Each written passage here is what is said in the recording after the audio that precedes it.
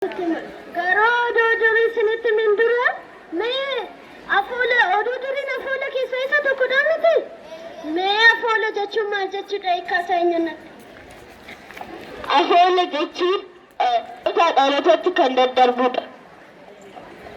Cimtuu koo guddattu egaa mee afoola hedduu jira afoola keessa hedduu jira miti mee isaan keessa tartiibaan natti himaa. Geerarsaa oduu durii hiddoo mammaaksa sheekoo urursaa daa'immanii. Afoola kana keessa kanan isinitti himu oduu duriidha.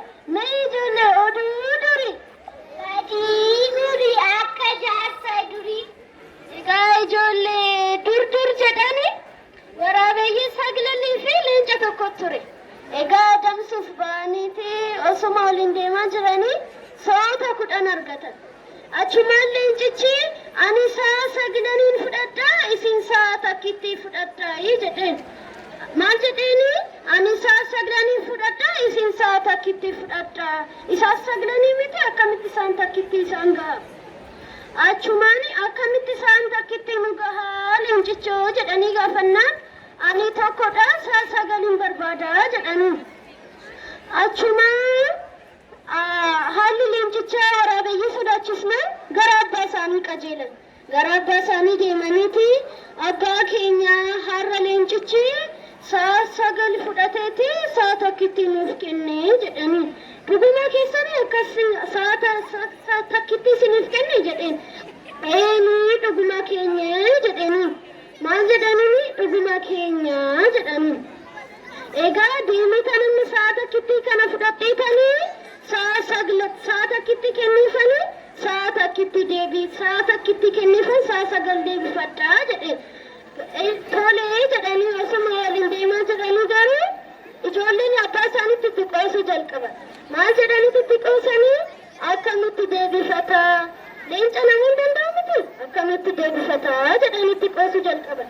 Garuu osuma deemaa jiranii abbaan isaanii maal inni qishuun suni ani achitti arguu jennaanii ijoolleen maal jedhanii tulluu miti bee abbaa keenya leencichaa jedhanii maal jedhanii tulluu miti leencaa jedhanii ammas akkuma xiqqoo deemanii amma abbaan isaanii akkana jedhan amma gara biyya margaatti dhihaachaa jirraa gaafa jedhu ijoolleen maal jedhanii lakkii bee abbaa keenya inni biyya margaa osoo hin taane rifeensa leencaatii jedhanii.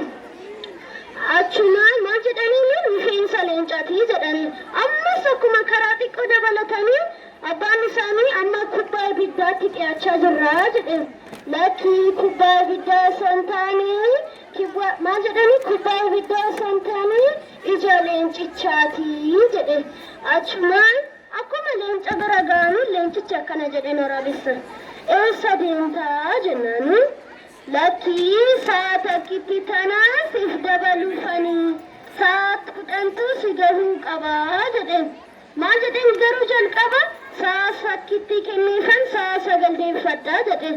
Garuu isa bira geenyaan waan leencicha sodaateef lakkii sa'a takkitti kana siif kennee sa'a takkitti kana siif kennee sa'a 10tu si gahuu qabaa jedheen. Achumaan leencichi humna qabee baay'ee gammadee jechuudha. Mee ijoollee ka oduun turi waa'ee dabarsuu qabaa miti mee ergaa maalii dabarsanatti hima. Of jaallachuu dhiisu. Ati Ofittummaa gochuuti.